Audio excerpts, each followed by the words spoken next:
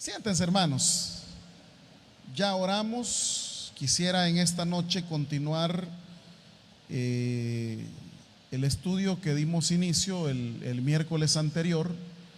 Y estamos hablando de algo que se llama la misión integral de la iglesia. ¿Por qué es importante que un cristiano sepa de la misión integral en la iglesia? Porque de esa forma no se queda con una forma reduccionista de ver la salvación que Dios da a toda la humanidad. Es cierto que Mateo 28:18 dice: por tanto id, ¿y qué dice? Y predicar el evangelio. ¿Qué es predicar el evangelio? ¿Será que únicamente predicar el evangelio es llevar un mensaje verbal y decirle: mire, quisiera usted tener vida eterna? ¿Es eso realmente lo que la Biblia plantea? ¿Cómo el cristiano concibe eso que se llama salvación? ¿Cómo el cristiano concibe esa noticia de buenas nuevas? Nada más nos vamos a quedar con el hecho de vamos para que la gente no se pierda en el infierno. ¿Será eso lo que la Biblia plantea? Y por eso es que yo quiero y estoy interesado en que usted y yo aprendamos juntos. Porque por muchos siglos, por muchos años, la iglesia está acostumbrada a eximirse de toda responsabilidad, únicamente dando, fíjese bien, dando una salida, digámoslo, sencilla.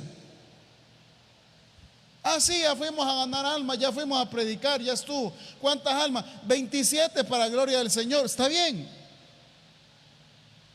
En eso consiste el evangelio. ¿En qué consiste el evangelio? Y quisiera que usted tuviera 4 puntos sobre la misión de la iglesia. Cuando hablamos de misión integral de la iglesia, el punto número 1 es: la misión de la iglesia no es mandar misioneros de un país cristiano a un país pagano. Es decir, como que solamente aquellos que envían misioneros, solamente en ellos está la salvación. No.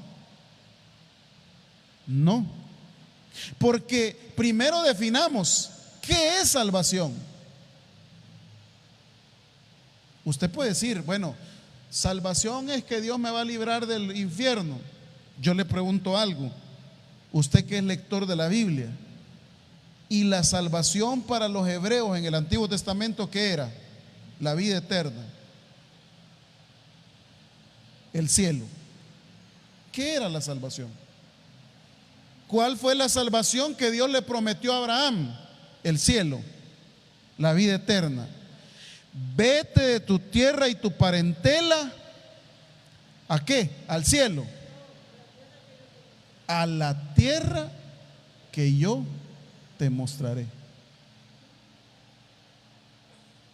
¿Qué era entonces la salvación para Abraham? ¿Era la vida eterna? No era la vida eterna, era la tierra que yo te mostraré. El pueblo israelita, cuando estuvo 400 años en Egipto, ¿cuál era su mayor catástrofe? No ser libre. ¿Y en qué consistía la salvación de Dios para ese pueblo? ¿En una vida eterna? No.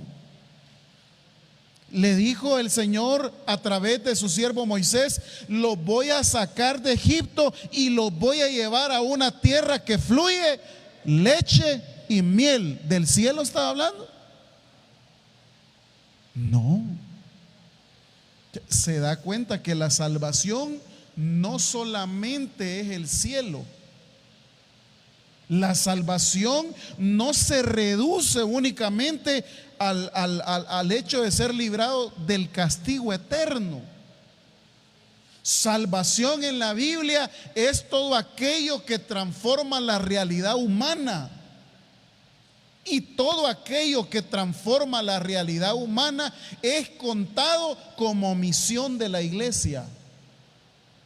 Todo aquello que transforma la realidad humana. ¿Esto qué quiere decir, pastor? Quiere decir que habrán países en donde aparentemente son paganos, pero que ellos están haciendo algo para poder liberar de toda opresión a la humanidad. Entonces, yo no puedo decir, voy a mandar, aquí somos salvos, voy a mandar a un país pagano la salvación. Puede ser que allá, fíjese, mire, le voy a contar un problema. Ocurre que llegaron misioneros a países musulmanes. Se supone a predicar el evangelio, a predicar el cristianismo, a predicar el mensaje de salvación, pero ocurrió un fenómeno que está documentado en una investigación. Los países musulmanes no son lo que a nosotros nos han vendido. A nosotros nos han vendido que son guerrilleros, que son malos, que son... Solo el 5% de todos los musulmanes pertenece a la situación radical de los chiitas. Pero el otro 95% no tienen nada que ver con eso.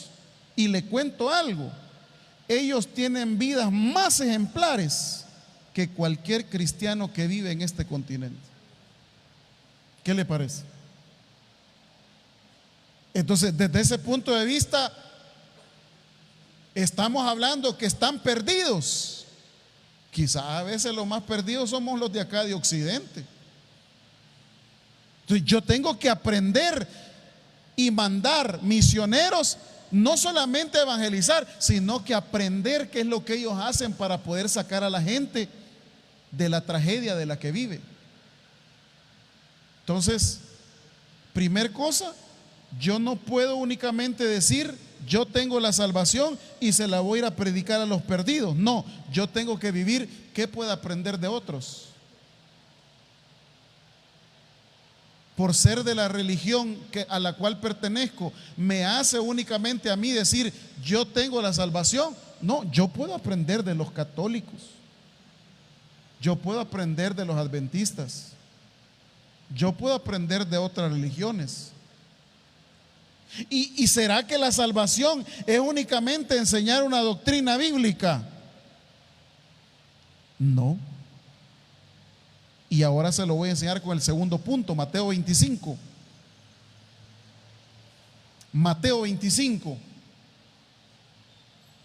Todas las esferas de acción humana, fíjese bien, ¿cuál es el campo misionero? ¿A dónde radica el cristiano? ¿A dónde tiene que llevar ese mensaje? A donde se necesite. No necesariamente a la ventana 1040, a África. No. En todo lugar donde haya una necesidad humana, ahí hay que llevar el mensaje de salvación. Ahora bien, pero el dilema de lo que estamos aprendiendo es, ¿qué es el mensaje de salvación? ¿Qué es? ¿En qué consiste? ¿Qué la iglesia está responsabilizada a realizar? ¿Cuál es el campo de acción que la iglesia del Señor tiene que ejecutar? Y acá en el libro de Mateo, en el Evangelio de Mateo, aparece una literatura que le llaman apocalíptica, que más allá de estar prediciendo los eventos futuros, lo que quiere enseñar Mateo es la responsabilidad que Dios ha delegado a cada cristiano, dándole talentos, dándole herramientas para que él desarrolle en el campo de la necesidad donde se mueve, desarrolle una transformación a través del evangelio. Voy a leerlo con ustedes. Por ejemplo, en el versículo del 14 en adelante, ahí en los subtítulos que usted tiene, ¿cómo se llama esa parábola? Talentos, herramientas. Todo lo que Dios le ha dotado a usted, me ha dotado a mí para poder hacer. Ahora, después de decir acerca de los talentos, dice el versículo 31 de Mateo 25: cuando el Hijo del Hombre venga en su gloria y todos los ángeles con él, entonces se sentará en su trono de gloria. Serán reunidas todas las naciones, apartará los unos de los otros como aparta las ovejas de los cabritos, y pondrá las ovejas a su derecha y los cabritos a su izquierda. Entonces el rey dirá a los de su derecha: venid, benditos de mi Padre, heredad el reino preparado para vosotros desde la fundación del mundo. Y a continuación aparece el campo de acción en el cual la iglesia está obligada a desarrollar su misión. ¿Dónde está la responsabilidad de la iglesia de hacer misión? Y usted puede ponerle ahí, hay una palabra clave: donde haya necesidad. Donde haya necesidad, ahí está obligada la iglesia cristiana a realizar su misión en el mundo. Donde hay necesidad. ¿Y en qué consiste su acción en el mundo?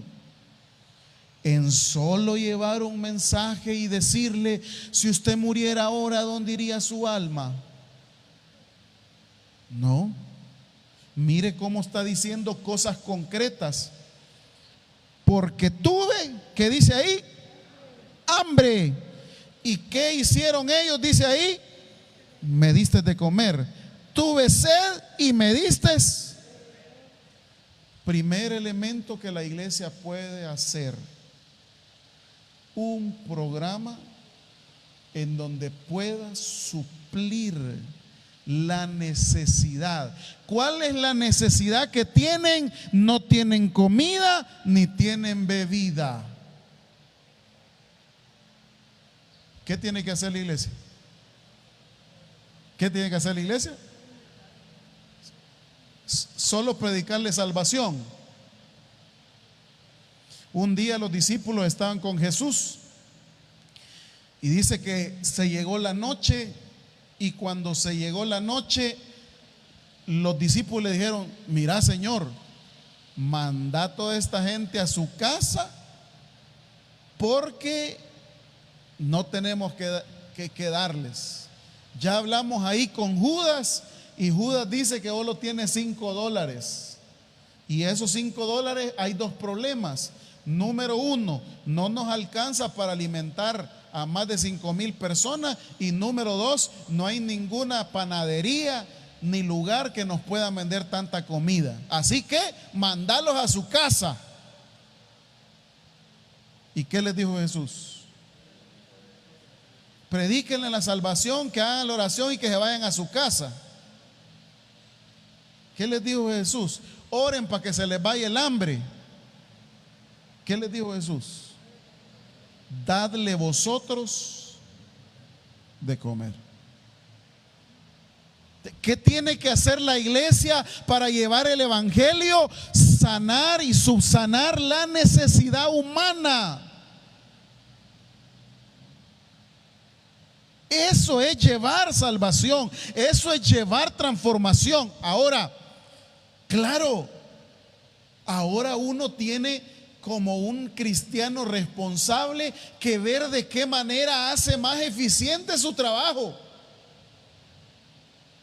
¿Es que la iglesia va a mantenerse dándole a los necesitados? Sí, porque la Biblia dice que el que al pobre da, a Dios presta.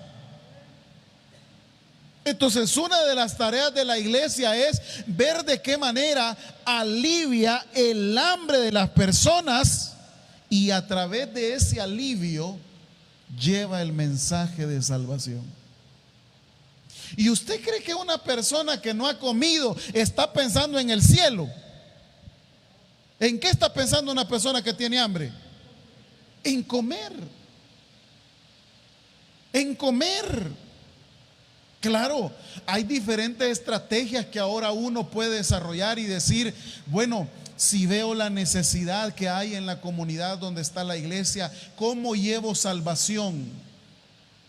Ya dijimos, fíjese bien, quiero que le quede claro en su mente, ya dijimos que la salvación no se reduce únicamente al estado eternal que vamos a vivir con Dios, no se reduce únicamente a ser librados del infierno, no, la salvación se refiere a todos aquellos actos que liberen la miseria y penuria humana.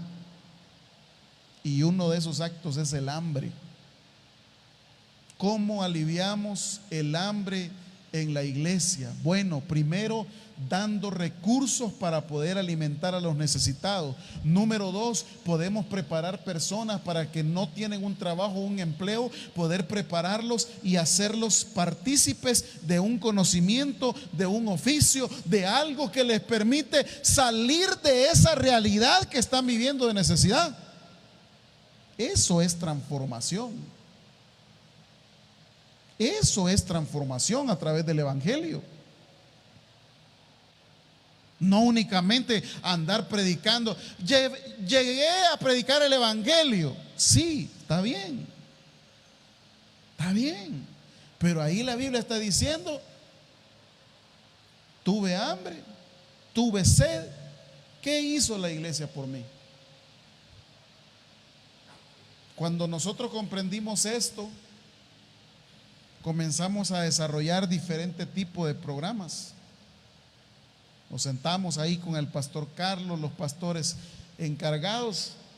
Como iglesia, ¿qué podemos hacer para aliviar el hambre? ¿Qué podemos hacer como iglesia para transformar la realidad de necesidad que hay en nuestro municipio? Bueno, vamos a mantener dándole comida a la gente que necesita, y nos hemos mantenido haciéndolo por tanto tiempo. Y a veces cuando ya los recursos escasean, cuando ya decimos ya estamos cansados de dar tantas comidas, que esto y que lo otro, ya no damos más, siempre el Señor envía una provisión, porque Dios sabe que a través de ese alimento también está ayudando a alguien que lo necesita. Somos una iglesia que alimenta a 600 personas o da 600 platos de comida en el mes, y quizá un poco más. Es una de las únicas iglesias donde a usted siempre se le anda ofreciendo comida. Mire lo gordito que estamos, pues. Aquí no podemos hacer una vigilia o algo, y lo primero, aquí no preguntan quién va a venir a predicar ni quién va a venir a cantar, qué vamos a dar de refrigerio. Es lo primero. Es lo primero. Porque también Dios conoce la necesidad de muchos de nosotros. Dios conoce. La cafetería de la iglesia está en función, no de un negocio. Aquí hay muchos hermanos que saben que ahí la orden que tiene es, y si a alguien le falta una cora o algo, déle la comida. Y si ve a alguien necesitado, regálele las pupusas y el café. Porque qué triste es que hagamos 100 tazas de café y se van a desperdiciar 30. Regálelo. Nosotros no estamos para negociar en la cafetería, estamos para bendecir a la gente. Para eso estamos. Y aquí algunos ya habrán sido beneficiarios de eso. No, hermano, lléveselo. No, hermano, lleve. Aquí no se preocupe, coma. Que mire que aquí en la cámara se ve que la hermana no pagó la comida. Ay, déjela, hombre. Ay, déjela. ¿Por qué? O sea, no sabemos la circunstancia en que están las personas. No sabemos. Gracias a Dios que tenemos la bendición que el Señor siempre manda una provisión a esta iglesia de comida. Hay hermanos que nos den, mire, aquí hay una arroba de arroz, una arroba de frijoles, una arroba de esto, una arroba de lo otro, de esto, de todo. El viernes pasado regala ¿cuánto? Unos 500 pescados éramos. Todavía hay pescado. Todavía hay, va. Mañana van a dar pescado. Una barbaridad de pescados, hermano. Como que somos gatos comiendo pescado, pero que hay pescado. Y se lo digo, ahí, y a las 7 que vamos a dar, de atol, pues para que todavía, imaginen, para que no se aburran los hermanos, denles atol de piñuela el domingo a las. No, ¿en qué iglesia se hace eso, hermano? El domingo en la tarde, ahí el semitón y el café. Yo no sé si bendecir o maldecir, pero siempre las hermanas me traen, aquí está su pedazo de pan, pastor. No me den. Por eso estoy todo enfermo, tanto hartarme. Fruta y verdura, regálenme mejor. Pero le digo, aquí la Biblia está diciendo, tuve hambre, me diste de comer, tuve sed, me diste de beber. La iglesia actuando en una necesidad. Hay muchas áreas que hacen falta. Para eso está usted. Todavía que no ha participado en el servicio, está para identificar y actuar en un campo en el que se necesita. Cubrimos darle a los alcohólicos, a los drogadictos, a las personas de la calle, cubrimos ayudando con comida a los ancianos, cubrimos ayudando, llevando refrigerio a los jóvenes, cubrimos esto, tratamos de hacer lo que está a nuestro alcance. El otro día hasta mandamos a una Bartolina 80 piezas de pollo indio para que le hicieran a los presos de aquel lugar. Sí, nos puede donar, sí, con gusto, démosle. Es para comida, hay necesidad, claro que lo podemos hacer. ¿Cuál es el campo de acción de la iglesia? Solo orar, ganar a las naciones para Cristo. Usted ve, el ministerio de Jesús no se caracteriza solamente por hechos, no se caracteriza por palabra. El ministerio de Jesús siempre se caracterizó por hechos concretos de liberación humana. Ahí lo ve a Jesús dando de comer. En Marcos, el Evangelio de Marcos, hay dos relatos: uno que alimenta a 5,000, el otro que alimenta a 7,000. Dando alimento. ¿Estamos como iglesia haciendo eso? Bueno, ahí usted evalúa y dice, ¿y esta iglesia está cumpliendo con la misión que la Biblia establece para realizar? Y ahí usted va sacando sus conclusiones. Si lo hacemos, no lo hacemos. Versículo 35 siempre. Tuve hambre, me diste de comer, tuve sed, me diste de beber, fui forastero y me recogisteis. Culturalmente esto era un hecho sociológico de necesidad, porque en esa época pues había mucha gente que vivía de manera itinerante, es decir, no tenía un lugar propio donde vivir.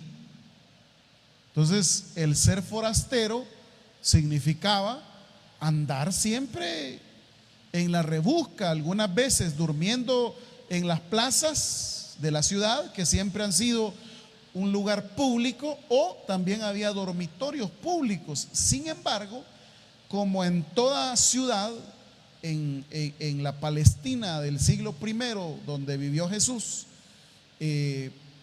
también habían malhechores. También había gente mala, como en toda sociedad.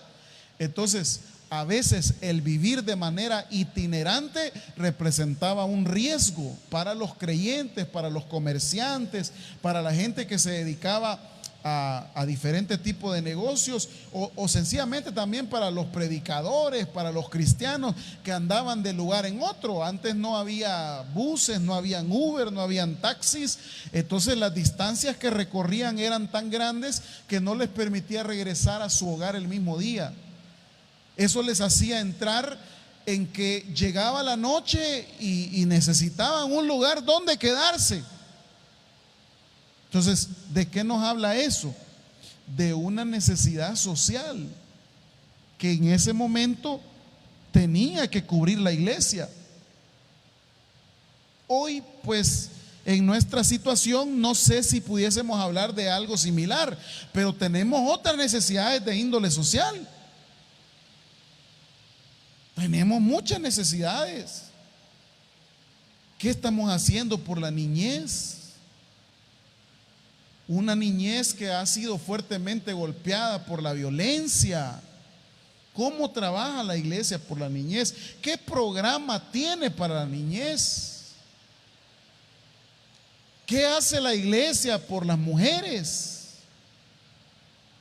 ¿Qué hace la iglesia por la juventud? ¿Qué hace o sea, el campo de acción es toda la necesidad que hay.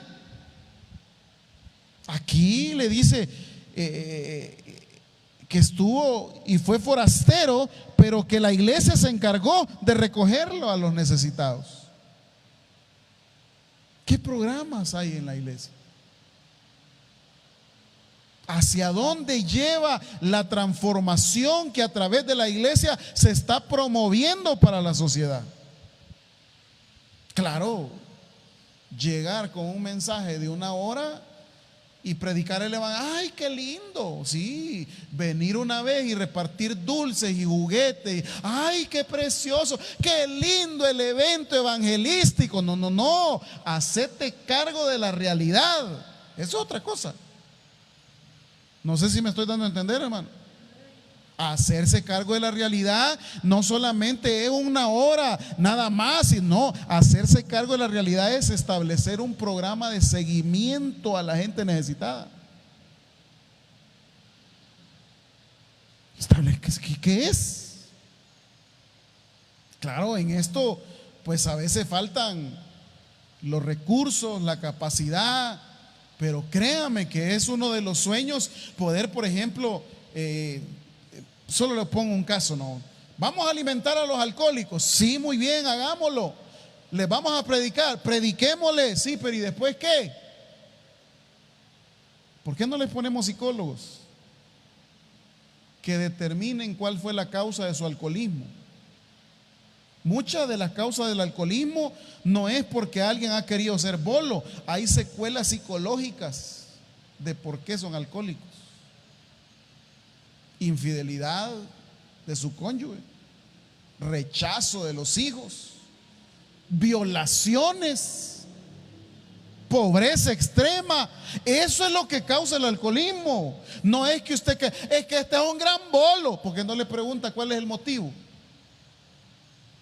Y no solo le pregunta, lo trabaja. ¿Ah? Es decir, yo tengo que llevar el mensaje del evangelio de salvación y ponerle a la par a poder desarrollar terapias psicológicas para poder establecer, y la mayor parte de alcohólicos, ¿cómo viven? Deprimidos, con baja autoestima, sin deseo de vivir. Y después de eso, ¿qué hacemos? ¿Por qué no los bañamos? ¿Por qué no le quitamos el pelo? ¿Por qué no le regalamos ropa? ¿Por qué no tenemos un centro donde puedan ir 1 o 2 meses a desintoxicarse? Esa es la realidad. Mire todo lo que nos hace falta. Por lo menos ya dimos el primer paso, ¿va? Pero para que usted vea cómo es eso. Trabajamos con los niños, trabajamos con las mujeres. ¿Qué tenemos? Tenemos un centro de ayuda jurídica. Aquellas que son golpeadas, que son violadas, les atendemos de esa forma. No solo es darle un café con pan, ¿va? ¿Qué hacemos con los niños? ¿Qué hacemos con la gente que vive enferma de nuestra iglesia? Ay, vamos a orar por usted, hermanita. No, no, ahí tenemos la clínica gratuita que los hermanos con mucho gusto trabajan para el Señor, dándole gratuito a toda la gente que lo necesita. Se le da su consulta gratuita, se le da su medicamento. ¿Cuánto sería en promedio eso por persona? Unos 30, 40 pesos. Y se le da gratis. Porque Dios nos ha enviado a realizar su misión. Y podemos seguir hablando de muchas cosas más que se necesitan. Aquí hay otras cosas más. Mire, versículo 36. Estuve desnudo y me cubristeis, enfermo y me visitasteis, en la cárcel y vinisteis a mí. Ahí usted tiene. ¿Cuál es el campo de acción de la iglesia? Todos esos. ¿Dónde puedo servir? Ahí le está diciendo la Biblia, en todo lugar donde le necesite. Claro, pero es que esto el cristiano no mucho. Si se trata de culto, se trata de estudio bíblico, se trata de cualquier, sí, hay que ir a cantar, hay que ya meterle mano, ya. La estadística es de 10 cristianos, solamente 1, máximo 3 disponen su corazón para servir en el reino de Dios. No en la iglesia, en el reino de Dios. Porque aquí no le viene a servir a la iglesia ni a la institución, le venimos a servir al proyecto del reino de Dios. Pero de 10 cristianos, solo 3 nada más tienen la genuina disposición. 3. Por eso Jesús dijo: la mies es mucha y los obreros son pocos. Son poquitos. Entonces, aquí en este segundo punto que habla, fíjese, el primero es: todas las iglesias envían y todas las iglesias reciben. Siempre las iglesias tienen algo que enseñar y algo que aprender de las demás iglesias. Número 2, todo el mundo es el campo misionero y cada necesidad humana es una oportunidad de acción misionera. Cada necesidad humana, la que sea que esté a su alrededor. Decía una persona el otro día: mire, pastor, fíjese que tuve a mi hijo ingresado en el Hospital Bloom y me di cuenta que hay muchas madres ahí afuera del Hospital Bloom que pasan llorando, vienen de cantones, vienen de lugares remotos. Mire, qué bonito sería poder hacer un ministerio que le lleve un refrigerio y que le llegue a predicar, va. Toda necesidad humana. ¿Es una necesidad esa? Sí. Sí, es una necesidad. ¿Se puede hacer? Claro. Todo está que alguien pueda tener la disposición y decir: heme aquí, Señor, envíame. Ay, pastor, pero no tengo recursos. Para el Señor, más que los recursos, es la disposición. Cuando usted tiene la disposición, Dios se encarga de darle lo demás.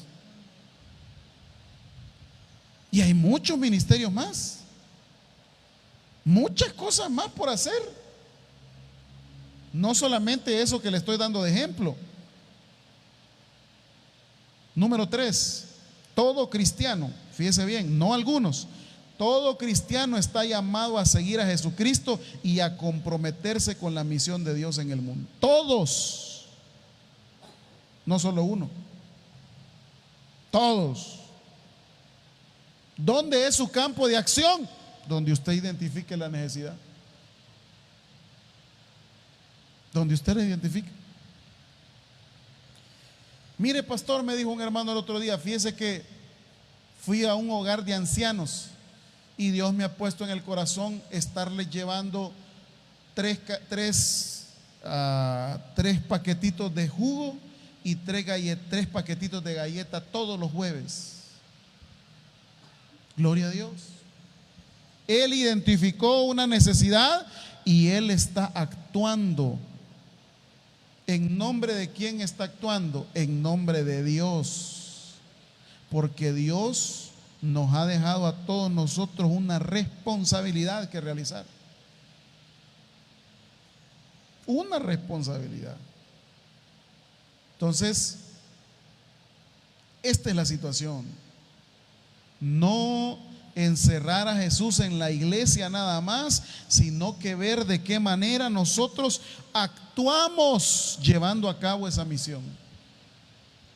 El pasaje de Mateo dice aquí, el versículo 37, entonces le responderán diciendo: Señor, ¿cuándo te vimos hambriento y te sustentamos, o sediento y te dimos de beber? ¿Y cuándo te vimos forastero y te recogimos, o desnudo y te cubrimos?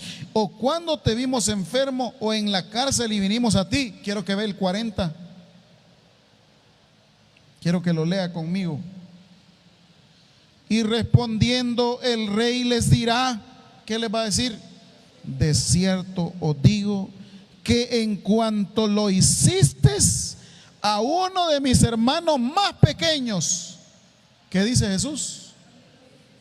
Cada vez que usted hace algo por el bolito, por el drogadicto,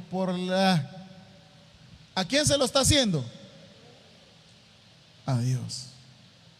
Por eso dice: todo lo que hagáis, hacedlo de corazón, como para Dios y no para los hombres. Así que cada vez que usted hace la misión, desarrolla la misión, usted está cumpliendo un llamado que Dios le hizo. Y disfrútelo y hágalo. Ame lo que hace en su campo. Por eso vale la pena, tal vez ahí de ver, se lo dejo, preguntarle a Dios esta noche y decirle: Señor, ¿y cuál es el talento que tú me has dado a mí? ¿Cómo yo puedo actuar en la necesidad de un determinado grupo? ¿Cómo puedo yo accionar? ¿Qué puedo hacer para llevar a cabo tu misión?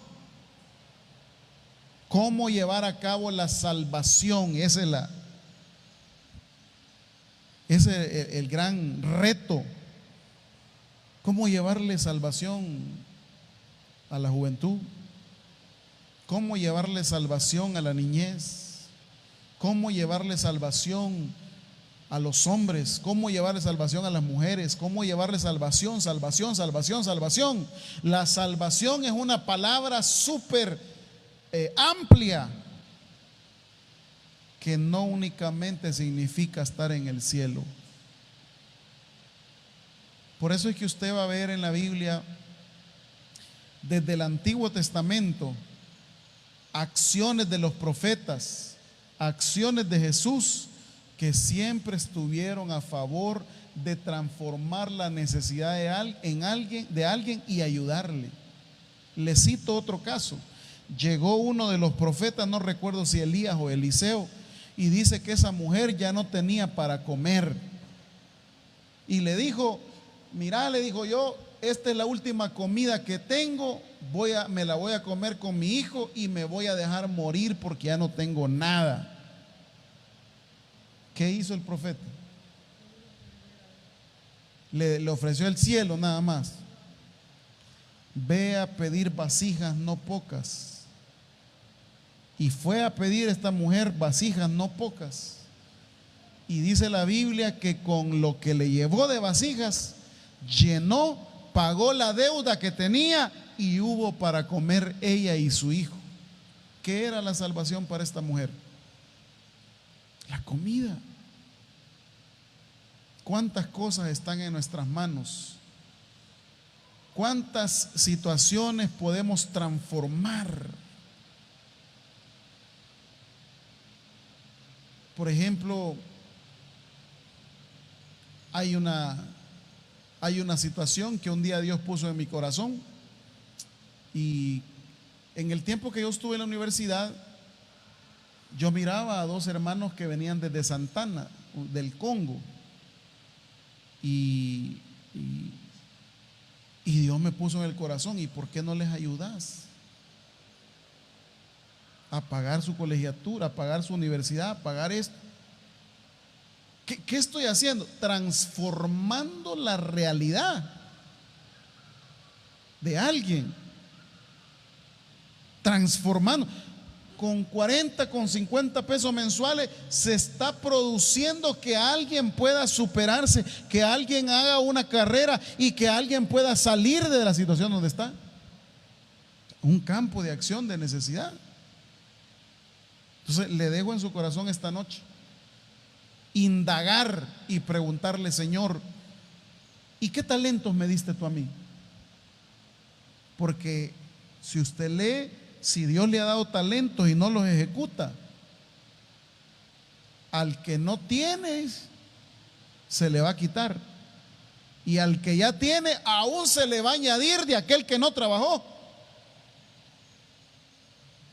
Así que, amados hermanos, no nos desentendamos de la responsabilidad que tenemos de llevar a cabo la misión de Dios en este mundo. Démosle un fuerte aplauso a él. Padre, gracias te damos en esta noche, porque esta escritura nos enseña la responsabilidad que como creyentes tenemos de llevar a cabo esta labor. Permite que todos mis hermanos que estamos acá presentes podamos desarrollar esa tremenda responsabilidad. Que podamos indagar sobre los dones y talentos que nos has dado para ponerlos por obra. También quiero invitar, si hay alguna persona que quiera hacer una profesión de fe en Cristo Jesús, hay alguien que quisiera recibir a Cristo como su Salvador personal, levante su mano. Queremos orar con usted y por usted. Hay alguien en esta noche que dice: yo quiero aceptar a Jesús. Póngase de pie. Reciba a Cristo.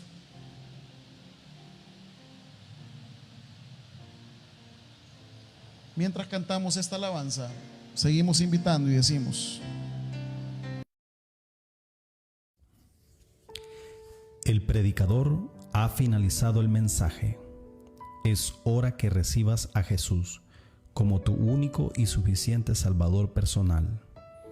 Hazlo de la siguiente manera: Señor Jesús, yo te recibo hoy como mi único y suficiente Salvador personal. Creo que eres Dios, que moriste en la cruz por mis pecados y que resucitaste al tercer día. Me arrepiento, soy pecador, perdóname, Señor. Gracias doy al Padre por enviar al Hijo a morir en mi lugar. Gracias, Jesús, por salvar mi alma hoy. En Cristo Jesús, mi Salvador. Amén. Si has hecho la oración con todo tu corazón, te damos la bienvenida a la familia de la fe.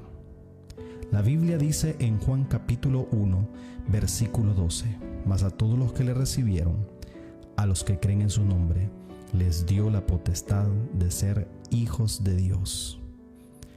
Te damos la bienvenida a nuestra iglesia. Somos más que una familia. Tabernáculo Bíblico Bautista, Ciudad Delgado. Dios te bendiga.